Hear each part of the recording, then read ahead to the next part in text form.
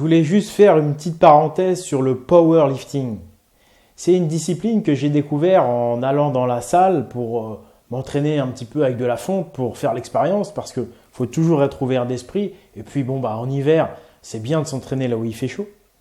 Et j'ai rencontré en fait des powerlifters et j'ai été bluffé. C'est une discipline virile. Les mecs, c'est des bonhommes quoi. C'est pas du tout des swagueux, mais c'est l'exact opposé. Les mecs, ils sont là. Ce qu'ils recherchent, c'est la force pure. Et là où c'est relativement sain, c'est parce que c'est bridé par le fait que c'est en rapport avec ton poids de corps.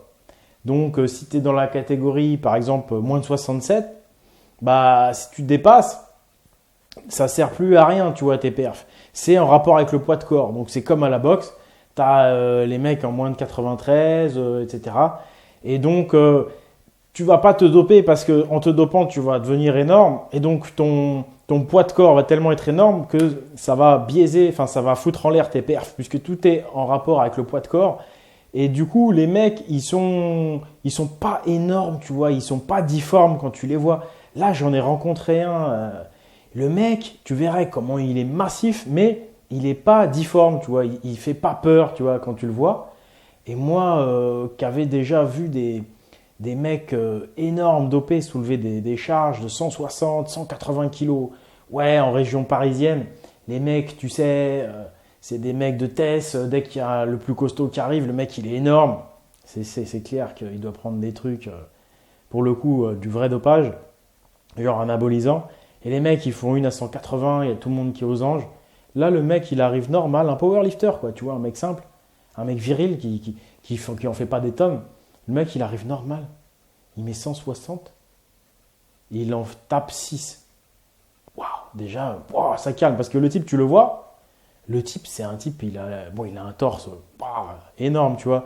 Mais c'est compact, tu vois. Tu te dis, c'est le mec normal, quoi, tu vois. S'il marche dans la rue, tu vois, on va pas dire, oh, c'est l'homme le plus fort du monde. Et ce mec-là, en vérité, c'est l'homme le plus fort du monde. Et c'est c'est un Normand, en plus, c'est un Viking. Et en fin de compte, en Normandie, il y a énormément de powerlifters très forts. C'est là où on voit les racines vikings, la génétique viking, mais clairement. Et le mec, super simple, j'en ai rencontré plusieurs, super sympa. Et du coup, les mecs, ils mangent normalement, j'ai envie de dire. Là, le mec, en fait, il a déjà été champion d'Europe et tout. Il soulève 192 kilos au développé couché pour un poids de corps de 90 kilos. Tu comprends? C'est juste énorme. Moi, j'avais jamais vu déjà des mecs soulever autant. J'ai vu des mecs dopés qui faisaient 130 kilos, qui faisaient à peine 180. Là, tu vois des mecs comme ça, tu respectes. Après, tu as des mecs qui vont faire 67, 68 kilos, ils vont soulever 125. C'est pareil, c'est juste énorme. Et les mecs, tu les vois, ils sont costauds. Mais tu vois que ça reste quand même naturel.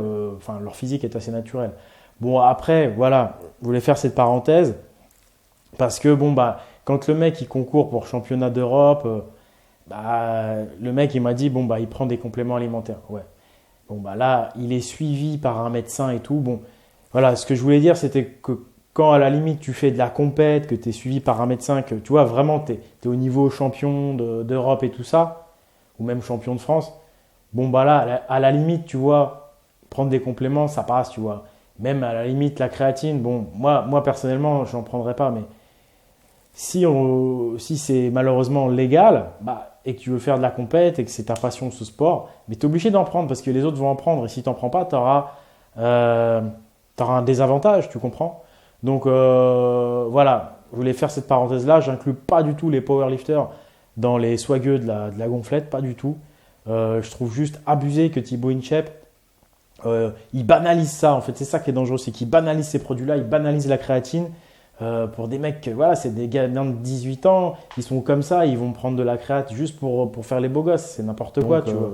Ils auront jamais de suivi. Voilà, ça, et quand tu fais tu vois, un ça, vrai ça sport passe. comme le powerlifting et avec des vrais bonhommes, donc voilà, si le mec il veut aller taper le titre de champion, il est obligé plus ou moins, tu vois, de prendre tout ce qui est légal. Et c'est compliqué, quoi. On est obligé de faire avec les lois, mais en tous les cas, powerlifting, ouais, franchement, je trouve ça top.